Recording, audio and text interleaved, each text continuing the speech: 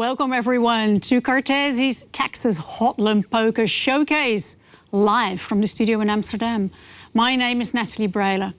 In this show we will look back at the first MVP, which you can see in action on the screens, and present you the new MVP through a live, fully decentralized online poker play while explaining the technology behind it. And we will explain how the 150 testers who were the first to subscribe can start playing. Plus, finally, last but not least, we will hear the live year-end speech from Cartesi's CEO, Erick de Moura. In the live studio today, we have Tijs. He's our poker expert. He started as a croupier at Holland Casino, where he rewrote the poker rule book. And he's a professional poker player based in Paris, Las Vegas, London, and Barcelona. Welcome, Tijs. Thank you for the great introduction, and welcome to have this platform to support the popularity of the game of poker. I absolutely love it, and what a great project you guys are working on. Fantastic. Poker, a lot of people might know to play with like maybe 9 or 6 players, but actually the game of heads-up poker, 1 against 1, is a great variant of poker. Right. So, can you explain a little bit more how that works? Because it's of course different than normal poker. But can you elaborate a bit on that? Yeah, in a normal poker game, you can see each other. You have physical tells, and in the game of online poker, you don't have the physical tells, but you have a great opportunity to get to really know your opponent by playing many hands against them. You can play from the comfort of your home. It's just a fantastic game. Right, nice. So you competed in the first World Championship heads-up tournament in Barcelona. That is correct, huh? Which was, of course, live at a table. You just described how different that is. Can you take us back to Barcelona? Yeah. So tell us a little bit more how that went. To actually take you back a bit in the history of heads-up poker, it's a long and very nice tradition. One of the nicest heads-up competition was played between Nick the Greek and Johnny Moss. They played in the 40s, and they played over 3 months, and they would meet up for 12 hours a day to play heads-up poker. In the end, Johnny Moss won, and Nick the Greek said the fantastic line of, "Mr. Moss, I have to let you go." Mr. Moss, I have to let you go. Well, we have to remind that. Online poker, as we know, is widely known as a very large industry, attracting millions of players worldwide. On the flip side, it also has been widely criticized for being prone to all sorts of trust issues. Can you give us some examples of that? Yeah, absolutely. And very good you bring it up, because it has been a major problem in online poker. One of the biggest scandals was the ultimate bet scandal, where one of the employees had extra information. He knew the cards of his opponents, and in this way cheated his way and made a big scandal. And if it would have been more transparent, we could have stopped the scandal earlier. And in this way, many other scandals have taken place in the online community. And that's not a little bit of money. That's not tip jar money. That's really, really huge. Millions and millions of dollars involved in this. In this scandal, yeah. In this scandal. So, and that is what we call hole cards. Can you explain a little bit about that? Yeah. So in the game of Texas Hold'em poker, or HODL'em as we call it here, you will receive 2 of your own cards, which we consider your hole cards, and then you have 5 cards in the middle, the community cards, and in the end you will combine your 2 hole cards with the cards in the middle to make the best poker hand possible. Right. Okay. Thank you so much. Yeah. Now, Cartesi is actually changing the game and the centralized issues that we know with Texas HODL'em, which is, of course, a fully decentralized poker game. The basis is a mental poker algorithm, an existing, well-known cryptographic library written in C++. Each user plays the games on his own device, sending their turns to each other. The game uses the blockchain itself to send the data over, recording the game's log in an indisputable way. So, what do you think about all that as a poker player? I think it's fantastic the opportunity to have it in the blockchain in an immutable chain.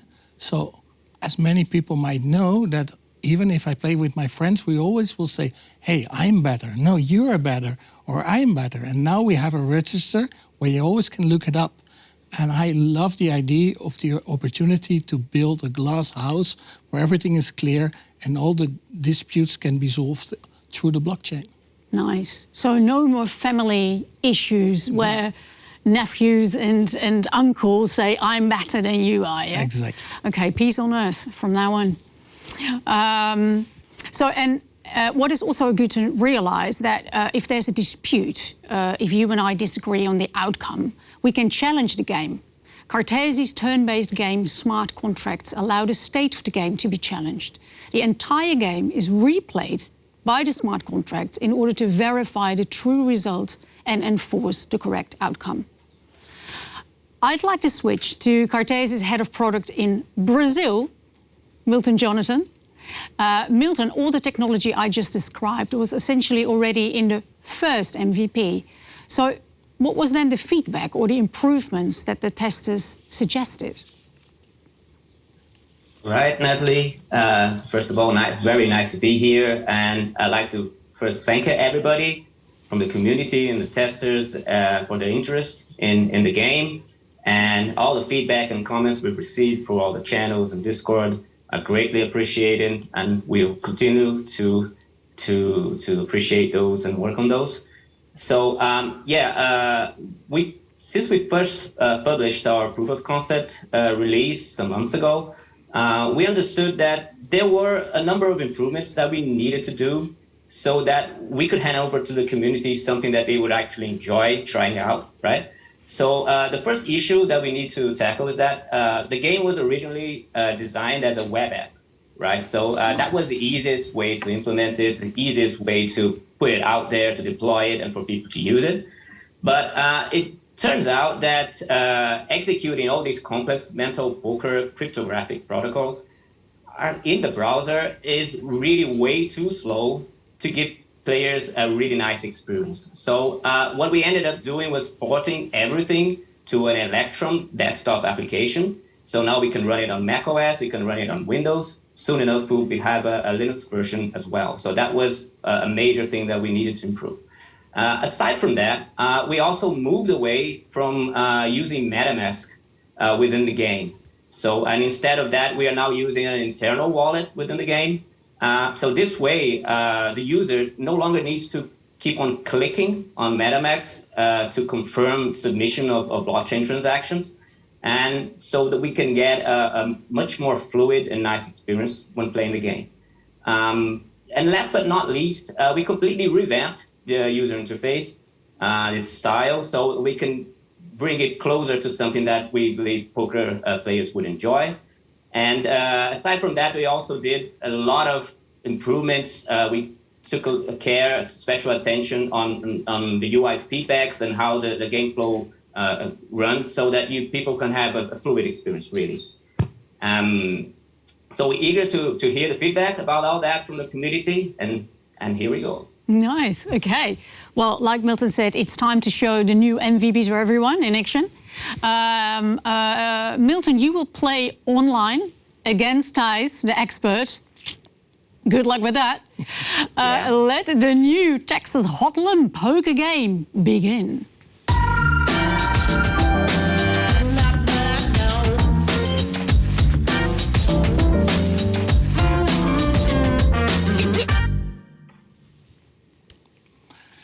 So I'm looking forward to play this game. I know actually nothing about my opponent. So I will start a bit cautious, trying to get to know him a little bit, and then trying to find his weaknesses. As a poker player, you try to find where he's making too big of a bet or he folds too often. Let's see. So I think we're in. His name is Looby Dooby. Looby Dooby. There we are. What's your name again? My name, in this case, I've had many names in the online community. In Barcelona, they call me El Simpático because they think I'm quite sympathetic. And so we all have our different names. And I highly recommend when you start playing, think about your username. It's a nice thing the first people will see about you. Come up with a nice name, a friendly name. And it's nice, this world of nicknames in the poker world. Like I mentioned previously, Nick the Greek. And you all have these epic names. So now this Looby Dooby, yeah. What do we think? It sounds jolly, actually. I think so too. Yeah. I think he's a jolly player. I think he will play a very free style. I think he will be very curious, but let's see. And indeed, in this kind of game, we're going to try to find out where his weaknesses is.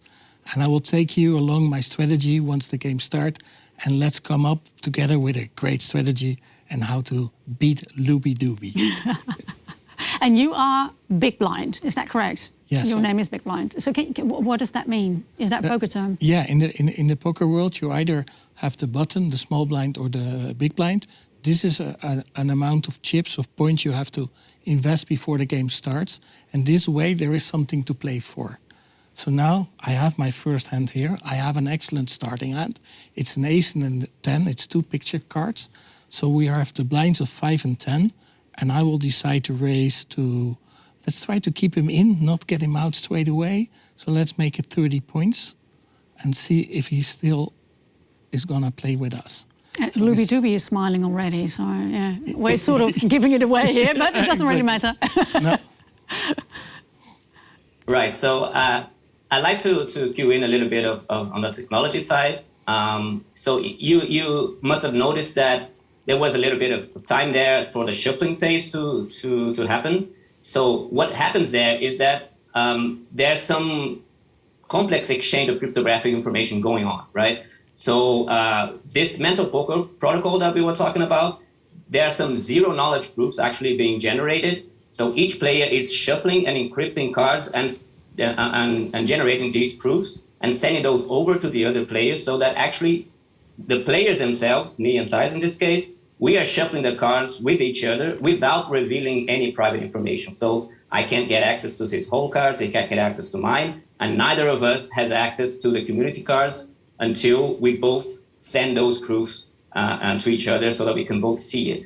So this mental poker technology has been around for a while, actually. But the cherry on the cake here is that so now we don't need a central server, right, to deal these cards, to shuffle them. But the cherry on the cake really is that if one player decides to cheat, so he messes around with his application and I do, the other player can just ask the blockchain to verify everything. And this is where Cartesi comes in, because we are able to run all these cryptographic algorithms and prove the correct result to the blockchain so that the blockchain can act as a supreme court, so to speak, and just give the final judgment on the correct result, and everybody can agree to that. So no disagreements can last over that. So just received that. Let's see what I will do. Okay, I'll just try to make him, let's see. He's seen me, so he gets these cues from my face. Yeah. Yeah, so since he's a pro, I'm a little bit scared, but let's see what happens. Okay, so now the flop comes with a queen, 8 and 8. This is a relatively good card for a good flop for my combination. It's not the best ever. We still have one pair of 8s with an ace and a queen and a 10 on the side. So now it's my turn to play. Let's see what's happening here. It's very interesting. You know, in this heads-up dynamics, you always have to kind of like feel your opponent and look, he's putting his hand before his mouth. Yeah, exactly. He doesn't want to see the way I'm breathing. And yeah, let's see. You made your action now, huh? Looby Dooby? You did what you have to do now? I'm waiting to see what happens. So okay, let's see what happens. So let's see. I think like okay, there is. I think let's bet like 53. I like the amount. 53. There we go. So now the action is going back to Looby Dooby. Let's see, he keeps his hand in a fist, he keeps it in front of his mouth. All physical cues that you normally won't see. No, so let's be clear on that. Exactly. So normally, but still I would have played the hand the same way. Because my starting hand of an ace and a 10 is a very reasonable starting hand. The queen 8-8 is a flop that helps me in general more than it helps him. So let's see what happens, but he might, he's going for the race, huh? So it's going to be a tough one. He's putting a bit of pressure on me. I will play because he's a beginning player, a bit on the cautious side. Let's see what the next card will bring us. Okay, it's going to be a very interesting turn card now for us to come. We would love to see an ace. We would love to see a 10. But let's see. The cards we don't like that much is a 9, a jack, or these kind of cards to come. And the turn is quite important in poker. Yeah, because afterwards we only have one more card. Right. So then we're near the finish. Ooh, this is an interesting card. We got the jack of diamonds. Okay. Ooh. Let's see what Looby Dooby is going to do now. Yeah, well, this is too obvious. Okay, he's betting another round. So I think we are in a situation where we're going to call our opponent Looby Dooby again. If a 9 comes or a king comes, we will make a straight. So let's see. And we're now waiting for the river. Can you explain where does it come from, river, in poker? River, that's a very fun question. So this form of poker got really popular on the Mississippi boats because you couldn't get a license for a casino on land, so you had to pay on a boat. And there were wild stories in the Wild West. And in the end, when you were unable to pay the money you owed, you would finish in the river. Not alive for a swim, but shot dead, I believe. Exactly. Right. Okay, we're not going to do that one. No. I hope it doesn't happen to me. No. Okay, we have the last card. We basically can only call to see if he's bluffing. Let's see what our opponent was doing, if he has the queen, yes or no, or if we are the winner. Let's see what's happening this hand. Ooh. Exciting times. Exciting times. Looby Dooby. Looby Dooby. He's getting nervous here. Yeah. So Looby Dooby. Yeah, we wind up splitting the pot. We have the same hand, which is quite interesting in poker, because only the best 5 cards count. So we have a pair of jacks, a pair of 8s, and an ace kicker. So we have the same hand. So we get our money back. So we still don't know who's the better poker player. I still would bet on myself. But the first hand is what we call in poker a split pot. Right, okay. So I think that then it's time for another hand. Yes. Because we have to have a winner, don't we? Let's go to the next hand. All right, so let's go to the next one. That was close. Milton, can you explain how players are matched? Because we're now looking at the matching. So can you wait with... okay. So the whole matching, how does that work? Can you explain? Yeah, so currently for our MVP game, this is auto-matching the players with whoever else is asking to play. So this is actually something that exists on online poker community called Zoom Poker. Whenever you leave the table, you're actually automatically joined to another table. So, of course, we understand that for a full product, we should allow players to keep playing each other as much as they choose to do so. But this is how it's done right now. So you're randomly matched to somebody else that's already there waiting for somebody to show up, right? Nice. And I'd like to add, from the technology point of view, that besides that, there are other improvements besides that one, right? To get to what we would say full product that we could use. So one thing that we would like to have is an additional layer of peer-to-peer communication on top of this game, right? So instead of the players sending everything through the blockchain all the time, we could have something which is something like state channels, which is a technology that's known on the blockchain community, so that the players communicate directly to each other, and they don't need to submit transactions all the time to the blockchain.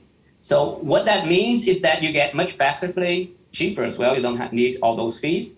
But of course, if the communication layer breaks down, which it always can happen, the state channel can be broken or one of the players can stop responding, you need to fall back to that worst case scenario, so to speak, which is going through the blockchain all the time. So that's why we needed to actually implement this worst case scenario first. It's like a slow but sure pathway, because otherwise we wouldn't be able to say that we had actually built a fully decentralized poker game if we hadn't done that, right? Okay, we are ready for the next hand. We have a 10 and 7. They are not of the same suit. This is one of the middling lower combinations. So, but since it's one-on-one poker, anything can happen. We will again raise it up. So you're not unhappy with this hand? No, per se? Not unhappy per se. It's a great hand to put a bit of pressure on an opponent. And in general, it's nice in poker to take the lead, to be the aggressor in the hand and to put a bit of pressure on your opponent. And as we can see, he's already getting a bit nervous in the screen. So we like our position now. Still, the flop will decide a lot. Okay. Let's see. Okay. Yeah, I barely skipped the last one. Let's see what happens now. Oof, we will see. Okay, the flops arrives, 3, 4, 5. So if the next card comes to 6, we will make a straight with 3, 4, 5, 6, 7. So we are kind of like having 2 overcards to make a high pair. It's unlikely he made a straight already. Let's see what's happening here. Huh? I'm getting very curious about this hand. Since our final hand of the day, let's try to win this hand. Just made my move. Let's see. Oh, he made quite a large bet, huh? He bets 221 points. I think we're gonna see the next card. Okay. Let's see. Beware your curiosity, Tijs. Yes, exactly. Let's see. That's what some pro told me that. Beware. Yeah, this is true. This is true. but let's see what the next card will bring. I hope a little club. Ooh, it's a very interesting spot to be in, huh? Because we have to look at the time and the turn is coming now. It's the Jack of clubs. It's very interesting. If the next card is another club, we will make a flush. And our opponent is betting 360 points into us. Or that's the pot, sorry. I think he's betting 110 points. We're going to call the 110 points and see the last card. And there it is.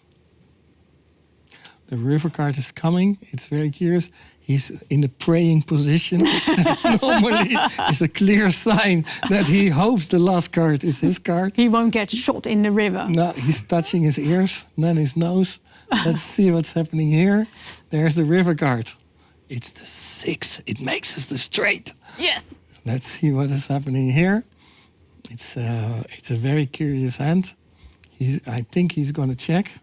And we're just going to put him to the test and make a big bet like James Bond will do, all in. All in. Let's go for it. Let's see this Louis Dewey. Thank you, 007. Over to Louis Dewey. Oh my God. So some pro told me to not lose too much when you don't have the winning hand. So yeah, I'm gonna call it a day. Sorry about that. Yeah. Okay. Poor hand here. Okay, so just folded. I'm very happy with the result. I'm very happy that the experienced player won. I might have got a little bit lucky in the last hand, but the thing about poker is you have to play a consistent game, and in the end, the luck will even out, and the best player will win. Okay, nice one. Good. Good. That was super exciting. Well, as Milton mentioned a few times, the game uses Polygon's POS sidechain to ensure the game has enough speed and, most importantly, or also important, I should say, low fees. Bruno, our head of business development at Cartesi, can you explain a little bit how this works? So how does Polygon's technology tie into Cartesi's technology? Hi, Nathalie. Thanks for having me here. Hi, everybody. Hi, everyone. So yes, of course. So Cartesi technology is what we call blockchain agnostics. We are flexible and can deploy in different types of infrastructure. For the poker game and our MVP technology, we decided to deploy on top of Polygon. which is a side chain, and it was serving as our settlement layer for everything that's happening in the poker game. And the side chain of Polygon has indeed very low fees and is faster than other layer 1 blockchains like Ethereum, at the same time offering the same programmability environment Ethereum. So it was a good choice of us to put in our system on top of Polygon to be used as a settlement layer. And is the way that it's being used in this game. Through the sidechain of Polygon, the information is settled, is exchanged, and through our technology, we can verify if there's any dispute through the blockchain itself. Right. So, how does that then work with Cartesi's rollups technology? Can you explain a little bit more about that? Of course. So Cartesi rollups technology also is blockchain agnostic and sits on top of Ethereum, and sits on top of eventually Polygon, and that will be used as well as a settlement layer once the transactions and the information that being generated in our layer needs to be written on the blockchain. It will be settled and registered in this ledger, which is a Polygon sidechain. So there's no change on the settlement layer. It's just that smooth it is. And of course, we are really happy to announce as well that our first alpha version is to be launched in a few days, and will be debugged on top of Polygon network, Polygon sidechain. Nice. Now, this new MVP will be tested by 150 testers who were the first ones to sign up. So how do we go from here, Bruno? How can these testers start playing? Yeah, we are very humble and really happy with the massive reach out of our communities and participation, overwhelming participation of our community. Community is everything, and we're really happy to see the big demand on testing and technology showcase. Basically, the community members that are already subscribed receive the first email informing about the moving of our testing. And by the beginning of the year, those people receive a new email with a coupon where they can retrieve their poker tokens and play along. And we also encourage them to join our Discord channel and the Poker's HODL'em to use as a lobby and inform when they are available to play and have fun. And that's what we're expecting with them to through the beginning of the year, having a lot of fun playing with our technology showcase. And for us at Cartesi, it's a very nice and important moment where we can show what our tech is capable of, deploying a massive and complex game on top of blockchain using a different program language, offering scalability and programmability written in C++, as Milton mentioned. And we are really excited with the community seeing that and be inspired for this showcase in order to start applying for their own ideas on our Cartesi labs. We be glad to receive applications for new games, for new apps, new ideas on how else to build using Cartesi technology, making the impossible possible. It's the first time that we are bringing a blockchain OS to the system, and we are really excited. And of course, through the months, we're going to also be teasing the community, throwing some challenges, some ideas of dApps that could be developed using Cartesi technology, and excited to hear from the community some applications through our Cartesi labs. Nice. And can, if I tie back into labs, there are some funds that we can give to people to finance their projects. Can you explain a little bit more about that? Absolutely, absolutely. We have what we call the Igniter program, where is the program that we are aiming mainly here, where there's no string attached for the community members, for developers, companies who apply to this type of program. Once they select it, they will define with our team a set of milestones where they will receive up to $25,000 in grants for develop their own ideas using Cartesi technology with our support. And of course, once the milestones are fulfilled, they receive the grant immediately, without too much complications. So the Igniter program is the main program that we're going to be used fostering those heroes to start using Cartesi and showing to the blockchain community what can be done with our technology. Nice. So the 150 testers can get or will receive free poker tokens. Yes.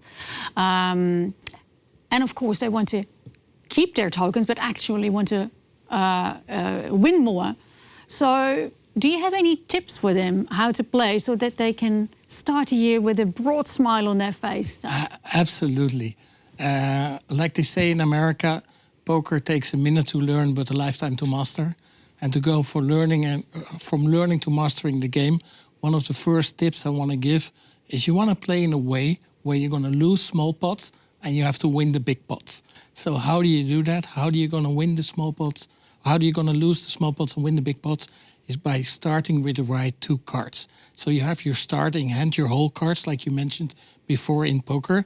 And if we group them together, you have your excellent starting hands, which are your high pairs, your aces, your kings, your queens, and your ace king and your ace queen. You would always want to be raising with these hands and start building a big pot because you're very likely to have a winning hand. Mm-hmm. Then you have your middling cards like a 10 and a jack or an 8 and a 9 of the same suit where you basically chase a nice combination. And here you want to build the pot a bit slower. Then you have your third group, which are your bad starting hands.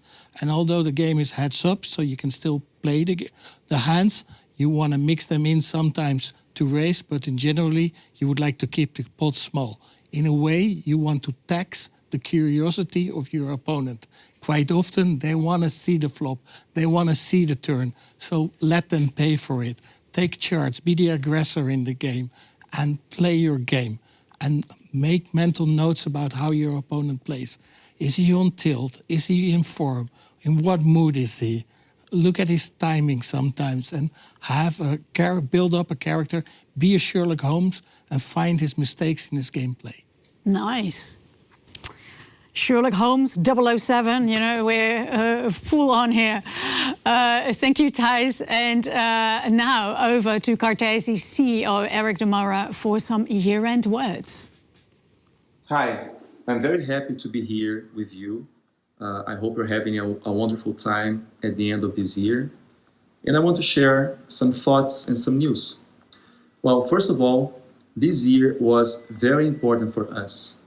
We are growing a lot, our team, not only the tech team, marketing, business development, community management, and etc. We are almost approaching 50 people at Cartesi now. And why do we need so many people in the tech team? Well, what we're building is quite sophisticated and unique. We are the team that's bringing the first operating system to blockchain.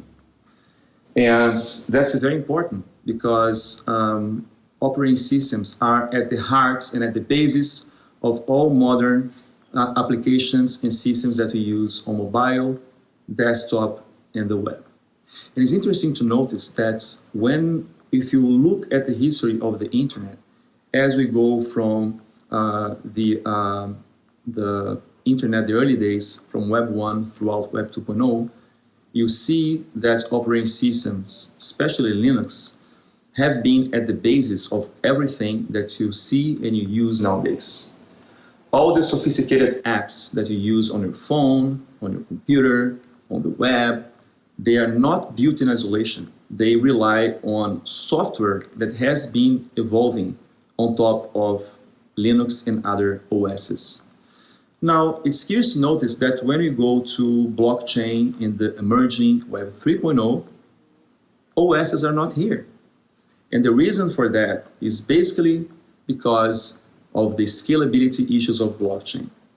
Because blockchain computation and storage don't scale, then you have to work with minimalistic virtual machines and with languages and very restrictive environments to develop. Now, that's a barrier for mainstream developers to enter Web 3.0 and also for the existing developers to build sophisticated applications. Developers are left with difficult environments and they are very restricted with their options. So it's very important for us to bridge the gap between what's possible in Web 2 and the security guarantees and decentralization of Web 3. And we at Cartesi realized that very early, and that's the fuel that makes us very excited to bring about this technology. Because since 2017, we realized that something was missing. The OS was missing in blockchains. And we have been working very hard since then to pull it off. Now, realize that we are navigating uncharted seas. This is a new technology, right? And the tech team has been working hard to make it happen. We have been quite transparent showing reports and sharing the news, every single progress that we make. And whenever we can, we share, deliver software that people can use and try and see the results as they go forward. Now, we are achieving a moment that we're very close to having Cartesi rollups. And with Cartesi rollups, we will finally be able to build DApps, decentralized applications using Cartesi. So very soon, developers, not only blockchain application developers, but also mainstream developers, will find familiar environments and tools to build sophisticated decentralized applications. That is super exciting. We have been waiting for this moment for a long, long time, but now things are coming together finally. So that's why 2021 is very, very much important for us. And 2022 is going to be the year in which we will start to build the ecosystem. Applications will come, companies will come, and we're going to be working hard to make the Cartesi ecosystem grow. And by doing this, we're not only developing the ecosystem, but we are also making the whole project more decentralized. Cartesi is not a project that's going to be developed only by the founding initial tech team. It's going to be contributed by different parties all around, system integrators, software developers all around the world, game studios, and other industries who start to join the ecosystem, building it together with us. So the final goal of Cartesi is to be very much decentralized in terms of the construction of this technology.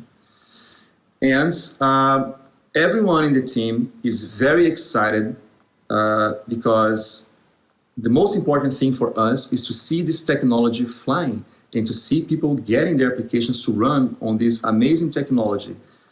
With Cartesi, you as a software developer will be able to build very sophisticated, decentralized applications that were not possible to be conceived up to this point. So that's what I want to tell you. We have a lot of work in front of us. 2022 is going to be an amazing year for us. And we are very excited to have you supporting our project. And if you're a developer, come talk to us. We have Cartesi Labs, which is also bringing financial support for you to create your amazing system on Cartesi. So have a wonderful time at the end of this 2021. Stay safe. Bye-bye. Beautiful words. Thank you so much, Erick de Moura, for your year-end speech. I think it's time to wrap up here as well. Thank you so much for watching. And let's drink to the new year, to 2022 all together. And let's make a great year of it. There it is. There it is. There we are. Amazing. I hope you have a glass at home as well to cheer with us. Thank you so much, Milton, Bruno, Erick, Tijs. Happy New Year. Thank you. Thank you our community as well, and all the developers that's helping us to fulfill this wonderful dream. Thank you, community. Cheers. Cheers. Peace.